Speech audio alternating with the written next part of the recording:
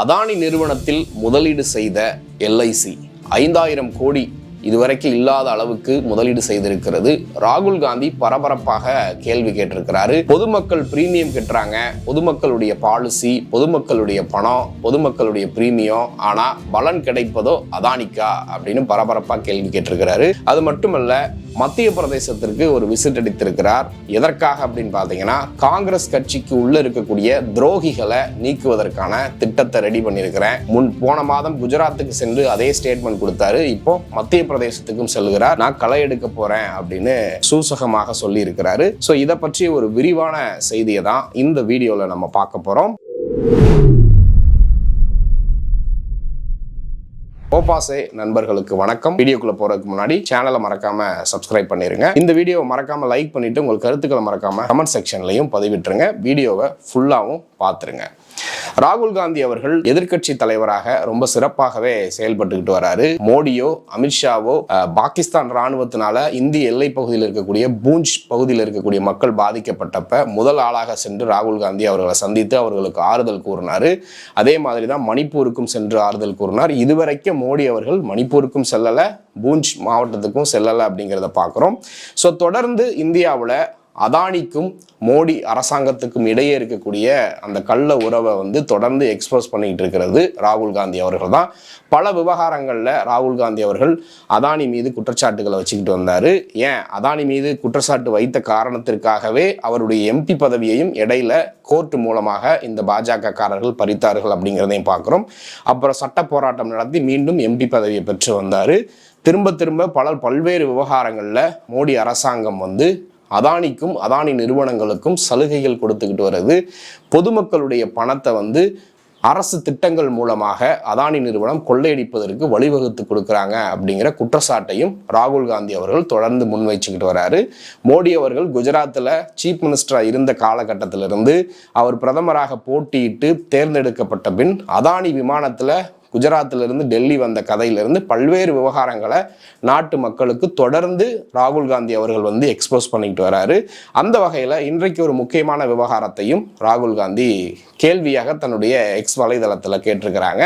என்ன அப்படின்னு பார்த்தீங்கன்னா, நேற்றைய தினத்தில் எல்ஐசி இந்தியாவினுடைய இன்சூரன்ஸ் முக்கியமான ஒன்றிய அரசு நிறுவனம் இன்சூரன்ஸ் நிறுவனம் பார்த்தீங்கன்னா அதானி நிறுவனத்தில் 5000 கோடி இன்வெஸ்ட்மெண்ட் பண்ணியிருக்கிறாங்க. எதன் அடிப்படையில் பார்த்தீங்கன்னா பாண்டு வாங்கி இன்வெஸ்ட்மெண்ட் பண்ணியிருக்கிறாங்க. அதானியினுடைய அதானி போர்ட் மற்றும் ஸ்பெஷல் எக்கனாமிக் ஜோன் அப்படின்னு இருக்கக்கூடிய அந்த நிறுவனத்தில் இதுவரைக்கும் டொமஸ்டிக் மார்க்கெட்டில் ஒரு ஒன்றிய அரசு நிறுவனம் இவ்வளவு பெரிய தொகையில் இன்வெஸ்ட் பண்ணதில்லை அப்படிங்கிற செய்திகள் தான் இதை சுற்றி வரக்கூடிய ஒரு விஷயம் இருக்குது. ஸோ இதை தான் எக்ஸ் வலைதளத்தில் ஒரு கேள்வி கேட்டிருக்கிறாரு. Money policy premium are yours, security convenience benefit for Adani அப்படிங்கிற ஒரு விஷயத்தோட கோட் பண்ணி அதை குறிப்பிட்டிருக்கிறாரு.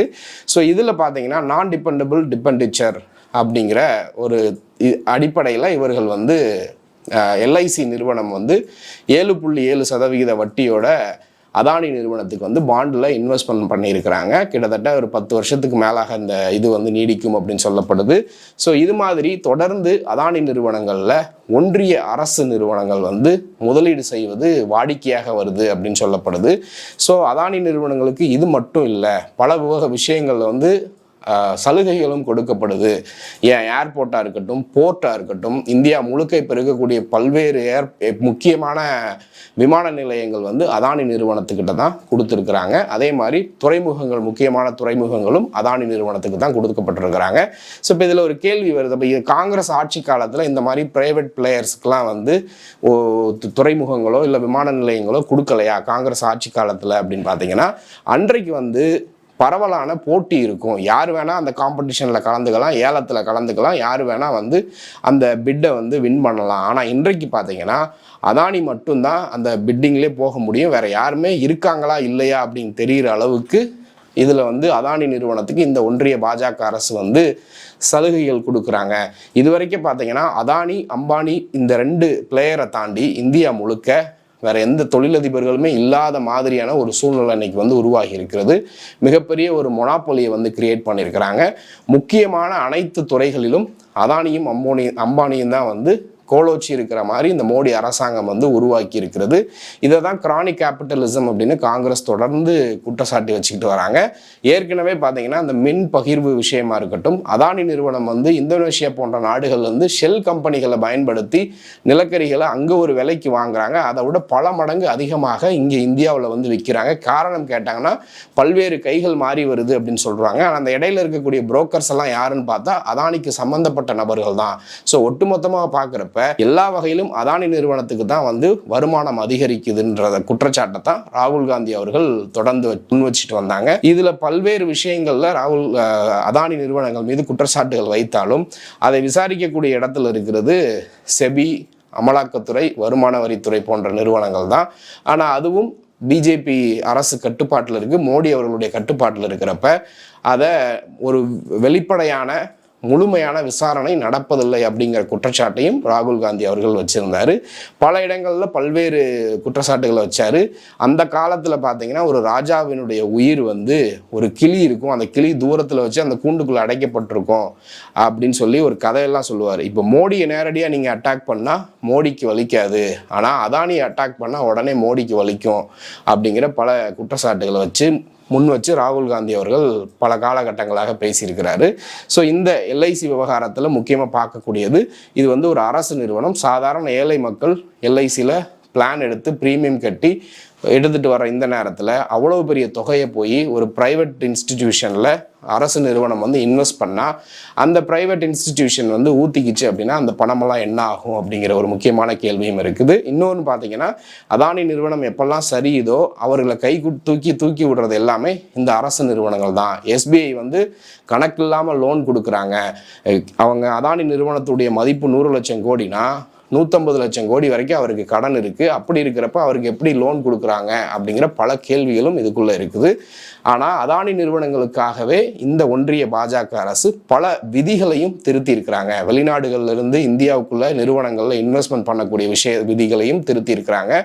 உள்நாட்டுக்குள்ளேயே கடன் வாங்கக்கூடிய பல விதிகளையும் திருத்தி இருக்கிறாங்க அப்படின்னு பல அறிஞர்களும் பொருளாதார வல்லுநர்களும் காங்கிரஸ் கட்சிக்காரர்களும் அதை குற்றச்சாட்டினதை நம்ம பார்த்துருக்குறோம்.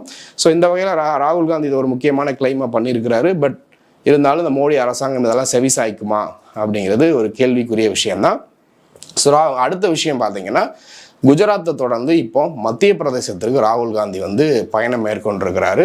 மிகப்பெரிய அளவில் காங்கிரஸ் கட்சிக்குள்ள வந்து ஒரு கிளீனிங், இதை வந்து ஹவுஸ் கிளீனிங் அப்படிங்கிற மாதிரி ஒரு ப்ராஜெக்ட் எடுத்து கட்சிக்குள்ளாக இருக்கக்கூடிய துரோகிகள், காங்கிரஸ் கட்சிக்குள்ளாகவே இருந்து ஒன்று வேலையே செய்யாமல் இருக்கக்கூடிய பீப்புள், இல்லை அப்படின்னா காங்கிரஸ் கட்சிக்குள்ளாகவே இருந்துக்கிட்டு மறைமுகமாக பாஜக காரர்களுக்கு வேலை செய்கிற ஆட்கள் எல்லாத்தையும் நாங்கள் ஐடென்டிஃபை பண்ணி கட்சியை விட்டு தூக்க போகிறோம் அப்படிங்கிற ஒரு அறிக்கையை விட்டுருக்கிறாரு. குஜராத்துக்கு சமீபத்தில் போன ராகுல் காந்தி அவர்கள் ஓப்பனாகவே ஸ்டேட்மெண்ட் கொடுத்தாரு.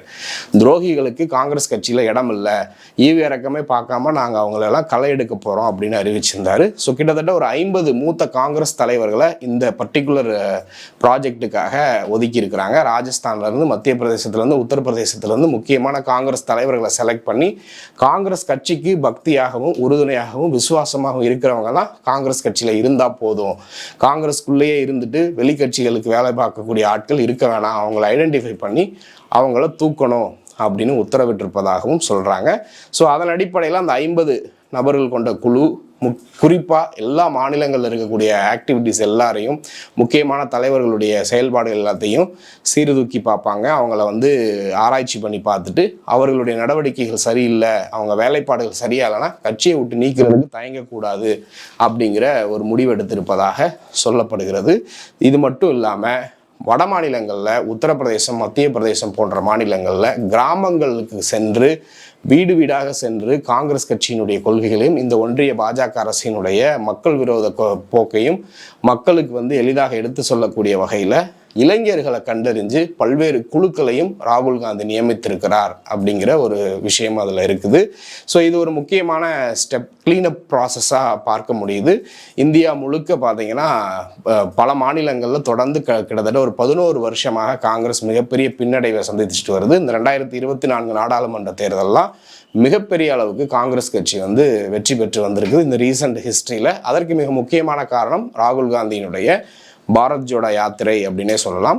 ஸோ ராகுல் காந்தி அவருடைய முயற்சியை அந்த கட்சிக்காரர்கள் 2ஆம் கட்ட 3ஆம் கட்ட தலைவர்கள் சரியாக பயன்படுத்தி கொண்டார்களா அப்படின்னா அது இல்லை அப்படின்னு தான் சொல்லணும். ஸோ இப்போ ராகுல் காந்தியை நேரடியாக களத்தில் இறங்கி அந்த களை எடுக்கக்கூடிய வேலையை ஆரம்பிச்சிருக்கிறாரு. இது முக்கியமாக வரவேற்கத்தக்க ஒரு விஷயமாக பார்க்கலாம். ஏன்னா குறிப்பாக மத்திய பிரதேசம், உத்தரப்பிரதேசம், குஜராத் போன்ற மாநிலங்களில் தான் காங்கிரஸ் கட்சிக்குன்னு ஒரு ப்ராமினெண்ட்டான லீடர்ஷிப்பே இல்லை. ஸோ அப்படி இருக்கிறப்ப தான் அங்கே திரும்ப பார்த்தீங்கன்னா லோ மார்ஜினில் வந்து காங்கிரஸ் கட்சி வந்து தோற்று போகுது. இப்போ ராஜஸ்தான் எடுத்துக்கிட்டிங்கன்னா 1% தோற்று போனாங்க. சத்தீஸ்கர் எடுத்துக்கிட்டிங்கன்னா அதே கதி தான். மத்திய பிரதேசத்தில் அவங்க ஆட்சியை பிடிச்சிருக்க வேண்டியது, ஆனால் அங்கே ஆட்சி இழந்திருக்கிறாங்க. இப்படி பல்வேறு ஹரியானாலலாம் வெறும் 0.3% வந்து தோற்று போனாங்க. ஸோ இது எல்லாத்துக்குமே காரணம் காங்கிரஸ் கட்சியில் இருக்கக்கூடிய 2ஆம் 3ஆம் கட்ட தலைவர்கள் தான் அப்படின்னு கட்சிக்குள்ளாகவே பல்வேறு பிரச்சனைகள் வந்த உடனே தான் ஸோ இந்த ஆக்ஷன் பிளானை எடுத்திருக்கிறாரு ராகுல் காந்தி. ஸோ மல்லிகார்ஜுன கார்கே அவர்கள் ஒரு பக்கம் காங்கிரஸ் கட்சியை கிளீனப் ப்ராசஸ் பண்ணக்கூடிய விஷயமாக இருக்கட்டும், ஒரு புறம் ராகுல் காந்தி, மற்றொரு புறம் பிரியங்கா காந்தி போன்றவர்கள் பல மாவட்டங்களில் வந்து இந்த சாதிவாரி கணக்கெடுப்பு அடிப்படையில் அனைத்து சாதியினருக்கும் பிரதிநிதித்துவ அடிப்படையில் தலைவர்களை ராகுல் காந்தி நியமிச்சுக்கிட்டு வர்றாரு. ஸோ இளைஞர்கள், எஸ்சி எஸ்டி பிரிவினர், ஓபிசி பிரிவினர் அப்படின்னு கணக்கு பார்த்து தலைவர்கள் நியமிச்சுட்டு வராங்க. ஸோ இது ஒரு முக்கியமான வெல்கம் ஸ்டெப் அப்படின்னே சொல்லலாம் காங்கிரஸ் கட்சியை வந்து சீரமைப்பு செய்கிறதுல. ஸோ தொடர்ந்து இதை குறித்து பேசலாம். இதை குறித்து நீங்கள் என்ன நினைக்கிறீங்க அப்படிங்கிறத மறக்காமல் கமெண்ட்டில் சொல்லுங்கள். நன்றி.